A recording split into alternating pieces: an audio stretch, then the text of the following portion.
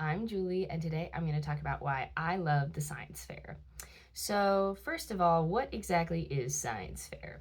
Basically, it's just an organization where you have a bunch of children that show off their science fair projects, 5th grade through 12th grade normally. At least for me, there were 3 levels of science fair that I could attend. The first is like your local fair, like city-wide, usually held at a random high school near your area. Like, I want to say regionals. It wasn't really called that. It was just like science fair. Then if you go to districts and you get a superior rating, then you go on to state, where you can't really go any higher unless you're extraordinarily good and you go to the international science fair. That never was my path. But I will say that in general, I think it is super educational and super important for kids to go through. I know it was for me. I did it for 8 years. I did it from 5th grade to 12th grade, and I went to state 7 of those years. The only year I didn't go was actually my last year as a senior, because the judges were super harsh, because I knew at that point how it should look. And this kid that always gets like 40s, which is a perfect score, got a 36, the minimum to move on to state. And at that point, there was no way I was going to get through. Like, I knew, but it was still heartbreaking. But hey, I made it. It's okay. And honestly, more than that, I think science fair was good for me to do projects and figure out certain things of how things worked that I was interested in. And there are definitely levels to science fair contestants. Like, a 5th grader, you're not going to judge on the same scale as a senior. Like, that's not really fair. And my beginning projects were really, really dumb. I'm going to be honest. Like, they were stupid. But it still made me research. It still made me explain complex ideas to judges, to other people. And I think in general, it helped my public speaking a lot. Not that I ever have been shy. I'm kind of in your face a lot, as a person, I think. But it helped me articulate like complicated subjects, I guess. And yeah, it basically just helped me to speak to strangers about science, which as a STEM girly, like, is very important. And especially like now where I'm in a job, and I mean an internship, but still a job, and I have to present my ideas to extremely important people on like what I'm doing. It's super helpful to have that past experience of like, I know how to present myself, and I know how not to necessarily dumb it down, but to definitely like say in simpler terms what's going on. And also just the scientific method. It was one of my earlier exposures to it, and I utilized it all the way up through high school. So I was definitely surrounded by a lot of intelligent people in general, just because of my family. Like, my sister actually did science fair before me, and I was just following in her footsteps, doing whatever she was doing. And it was super duper important. I loved it. I loved being able to do it. But I will say one thing that I definitely probably shouldn't have been like is I definitely was a procrastinator. I used to call myself a pro procrastinator because like the first part of it is pro. Um, and like I would knock out a science fair project. We would have like 6 months. I would knock it out, not early in the time, but like 2 weeks before the science fair, and do my poster board often the night before science fair. And it drove my parents crazy. And I would be up till like 4 a.m. using rubber cement to glue stuff down. Yeah, isn't that evil? I don't know what it is. And I still do kind of carry that same work ethic a little bit. Like with school, I'm like, it's not due until tomorrow. It's like, girl, you should have had this done a week ago. You really should have. But I don't know. I think it also has opened my eyes a lot to the thought process behind experiments and projects. And I'm in computer science. So I am technically in STEM, not in the same way. I've never actually liked science. I know that's a crazy thing to say as someone who is actively advocating for the science fair. I loved the science fair. Did I like science? Like, no. Like, I don't like biology. I don't like chemistry. I'm taking geology, so we'll see about that. But, it's just things like that. Very, very strange for someone who adores the science fair. Anyways, so sorry. Had a slight technical difficulty there. Um, where was I? Where was I? But I have never really liked science, but I think in my family it was super duper valued to be in STEM. I don't think we really looked at like art classes the same way most people do. Um, but I've also just had extraordinarily intelligent role models around me my entire life, so it's very hard to stay away from more complicated subjects. Not just because of expectations, but because I genuinely do find it interesting as well. Kind of off topic, but the only reason I'm in computer science is because I thought it would be cool to learn coding and know how to do that. That's the whole reason, by the way. I didn't have any classes. I went to like a small school, so there wasn't a lot of classes I could take regarding computer science. I did some local community college stuff online, but like I still really didn't know what I was doing. But I'm a few years into the program, and I'm really enjoying it so far. Like I understand a lot, and I enjoy the work. Like this internship has been really great so far, and even though I feel stupid on a daily basis, I'm understanding the bigger picture of it all, and that's honestly the most important part. But anyways, back to the science fair. That's kind of my background. So in general, I've done a ton of different projects, 8 to be exact. And my most recent one was the one that I was most proud of and most interested in, and it was the one that didn't pass on to state. And that's a little heartbreaking, just a little bit. But at the end of the day, it doesn't really matter because the main reason I'm there is money. So I'm just kidding, but only a little bit. There are awards as well. So not only do you get your overall score rating on a card and judges will leave comments, but then you also get advocated for a specific award if they think that you should get it. For example, I won like best presentation of data one year because I had error bars on my graphs and I could actually explain what standard deviation meant. It's things like that. And am I ever going to use that stuff in the real world? Maybe not, but it was really good to see like what was considered a decent graph. And not only that, like there are levels to it though. There's a science to the science fair. Like there is a formula that you can follow that usually yields results. First of all, you need a somewhat decent idea, and second of all, you need to be able to speak about it. Other than that, like usually whatever project you have, as long as it has a high enough sampling size, that was an issue I faced a lot. Not because I didn't have enough, but because judges still wanted me to have more, even though I had like 70 different samples. Like that is a lot of, that's a huge sample size, guys. And they would ask you questions. They'd be like, what would you do different if you could do it again? And for one of my projects, I tried to do a microbiology project about how much bacteria was where, like, and no, it wasn't that. Sorry, it's been a while. This was in 7th grade, so it's been a minute. My project was basically just studying the higher effects of ethanol alcohol within hand sanitizer to see if higher really killed more bacteria.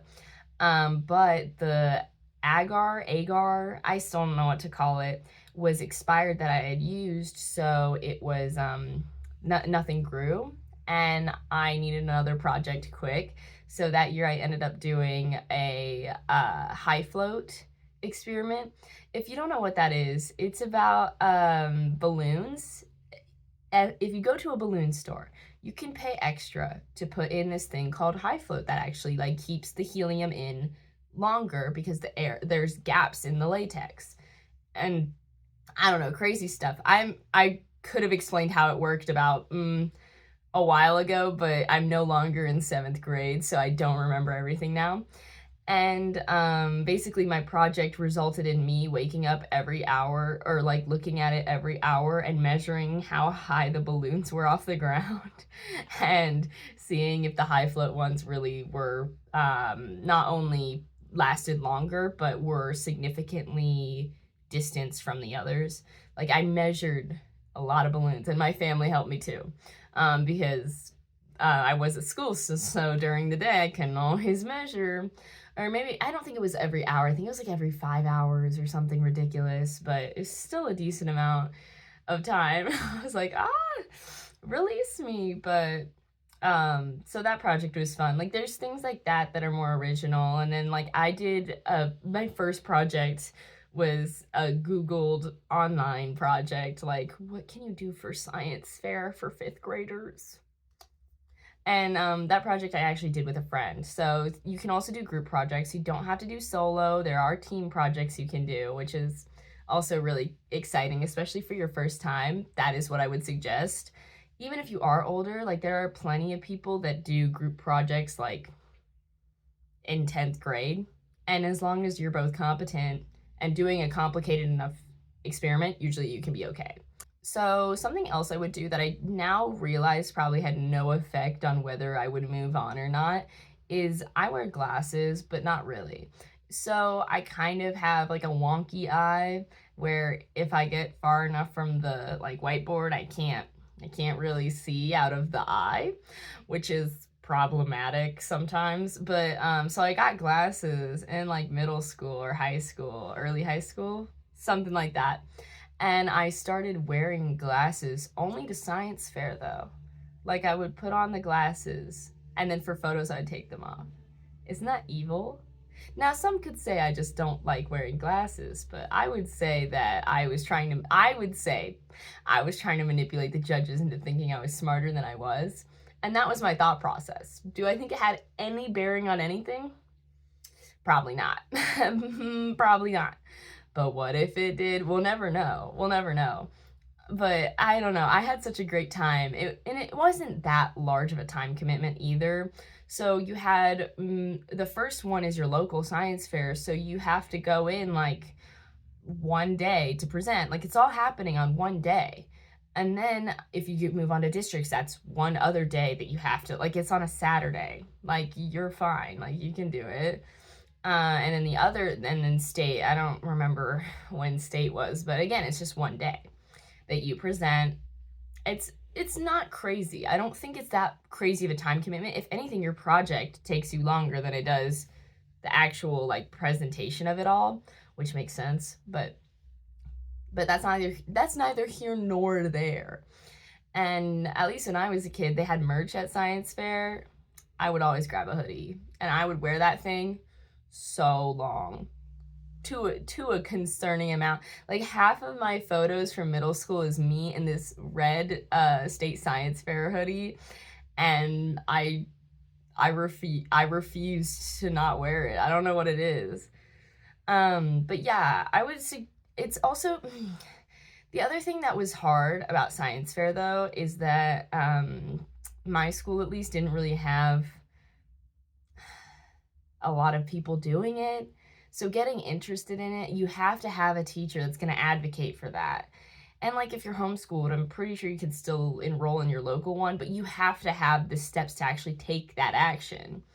And I mean, luckily for me, my sister was already invested in it, so I kind of was just like, oh, I'll do that. Yeah, whatever you say. And so I followed in her footsteps, and we went to the same school, so like I knew what to do. But for people starting out, you kind of have to know someone who knows what to do, or like it is complicated getting started because you don't have all the information and you've never done anything like this before. But overall, I had a stellar time at state science fair. Science fair is just a big part of my life, and it has been for a while. I do think it is partially like why I am the way I am. Like, I think I'm good at articulating ideas, and I think I'm decent at presenting. And I also think I'm more interested in the STEM world because of science fair. There are also some really, really cool projects. I loved to walk around and look at certain things. Like at one, I remember there was someone had a Rubik's Cube in like a contraption, and this contraption would allow you to solve this Rubik's Cube. Not because like humans shouldn't do it and you're trying to show how smart robots are, but actually they were talking about how someone with Parkinson's perhaps could use like an app to do it, and so they don't have to deal with the like movement of things, and it's really hard, and bring back some of the simpler like pleasures in life. Like that is so cute. There's a ton of different projects, and a lot of them are inspired by like personal stories and personal things that are happening. For example, my sister did a project about like women runners and trying to have a contraption that you could stick on your back and that would scan your surroundings around you, behind you, because of all the tragedies that happen to women runners. And she was like big in cross country and big in track. So she was like, yeah, on my runs, like sometimes I'm scared because I don't know who's behind me, and I'm not going to turn my head every 20 minutes to look, like every 20 seconds to look. Like that's crazy. But like you need to be aware because like things are going down and it's awful. But there's like really innovative people out there, and I really think science fair is a super duper important part of life. At least my life. And it could be of yours too. Let me explain. Let me explain. So what I would say is, if you are still in middle school or high school, or even elementary school, if you're in that 5th grade category and you really want to do it, or you have an idea or a project that you think you could do, or maybe just to get into science fair, see if you like it, highly, highly, highly, highly, highly suggest it. It'll help your development in the long run. It'll help you get practice. And if you don't get anything, and if you don't move on, it doesn't matter. But you could make money. You could get $50. You could do something, like, it's possible. And for people who are obviously aged out of that, like I am now, I go back and I volunteer and I judge for my local science fair. They always need more judges. They always need more help. Like they need to keep this thing running, and less people are interested in it. So yeah, but not always. Like some schools around me had required their 5th graders to participate in science fair, which I think is super duper important. Now, would that ever happen at a place like my school? Absolutely not. But hey, that's okay. I guess my point is that I think it helps curiosity a lot when you have kind of an end goal or someone to show. And I think having that platform is really, really helpful to being like, okay, I'm finally going to experiment with this thing that I was thinking about, or this problem that I want to try to solve. And yeah, there's a ton of things that people have done that are incredible at science fair. And I would suggest, even if you don't want to volunteer, judge, or anything, at least go and walk around perhaps at maybe one upcoming this next year. Science fair is kind of definitely over at this point. Sorry, guys. It starts up in the fall, like late fall, like right before winter break. And that's like when you can do certain things and fill out forms and applications. And I think it also helped you understand paperwork too, because there are certain things that you had to fill out. If you did a study with human participants, you had to make sure everything was in order, so it was all ethically done. Like, I think that stuff is really, really interesting for kids to get into and kids to get comfortable with. But yeah, I guess this is just my love letter to the science fair and little background of why I'm qualified to speak on it, because I'm a champion. I'm a champion, guys. But yeah, I guess in general, if you have any ideas, like you can start thinking and experimenting now. You don't have to start, you technically have to start at this specific period, blah, blah, blah. But if you want to like pre-limit, you can redo the experiment. You know, if you want to have a shot, you can look and try. Or you can be like me and do it 2 weeks before. Scary times we live in, scary times. I'll tell you about another one of my science fair projects that was more recent, and it was my senior year project that I was really, really proud of. It was this AI model. I was using ChatGPT before it was really well used, I guess. Like, we knew about it, but it like has blown up since I was working with it. It's absolutely insane, and especially since I was more interested in computer science, and AI was coming up as a big buzzword and all these things.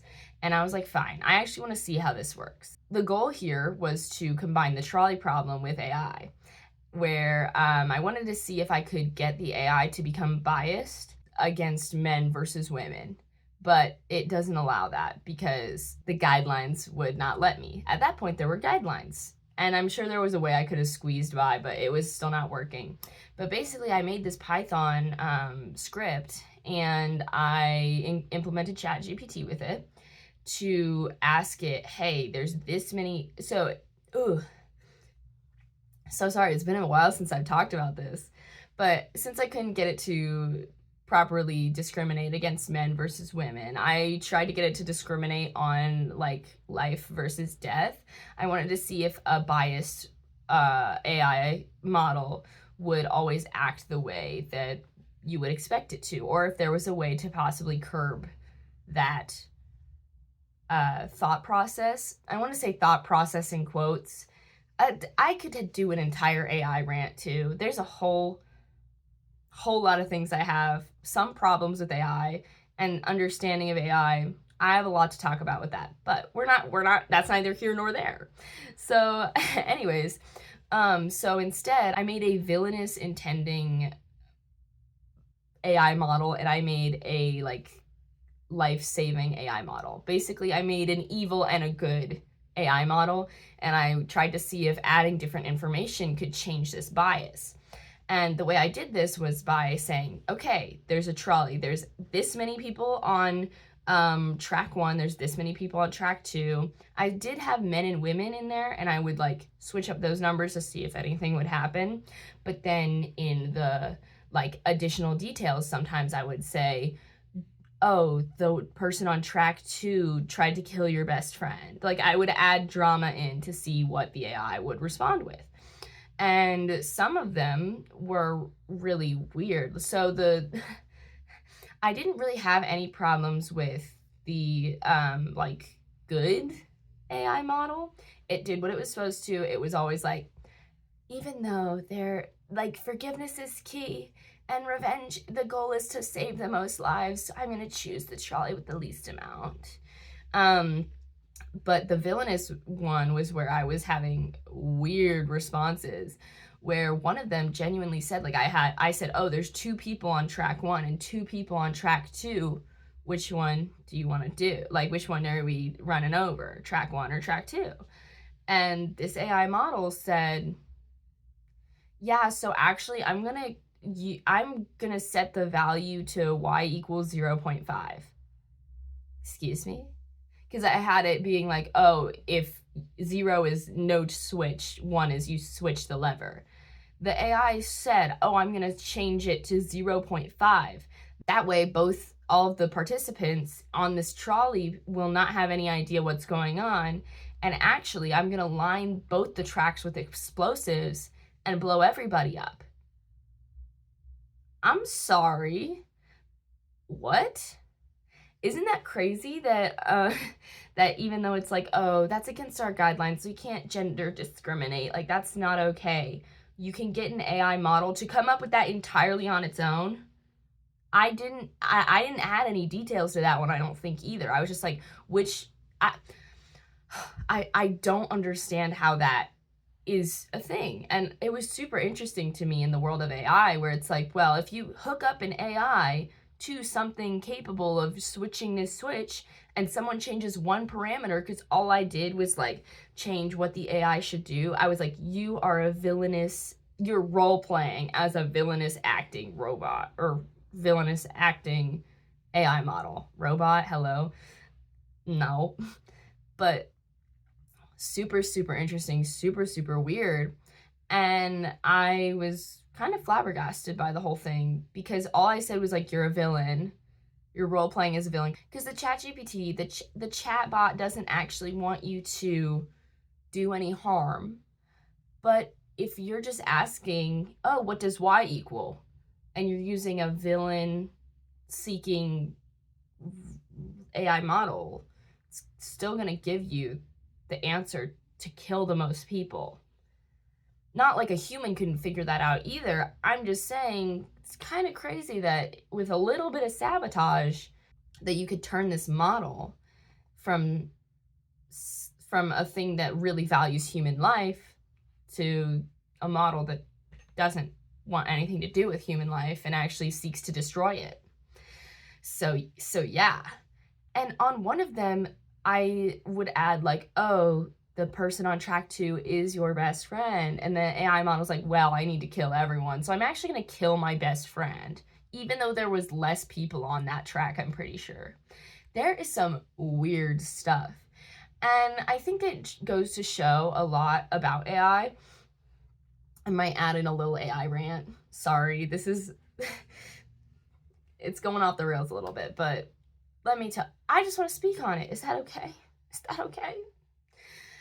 Anyways, I think it goes to show, like, what this project actually did for me in terms of my ideas about AI was that it made it way more clear that AI is a machine, and researching it too also made it really, really click to me that this is not a person.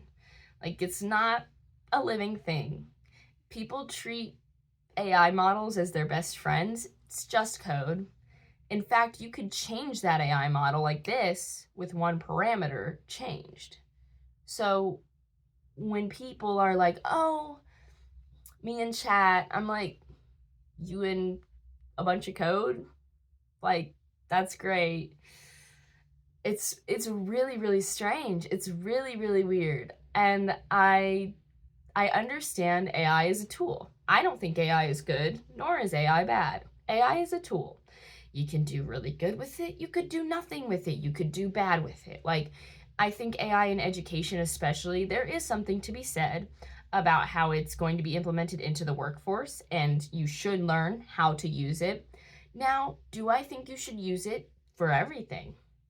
No. In fact, I don't think you should even use it for most things, because in general, it's making decisions for you. You're not thinking, you're not problem solving, you're making this thing problem solve or think, which is fine to a certain degree. I don't understand it 100%, especially when AI writing has gotta stop. I can't do it.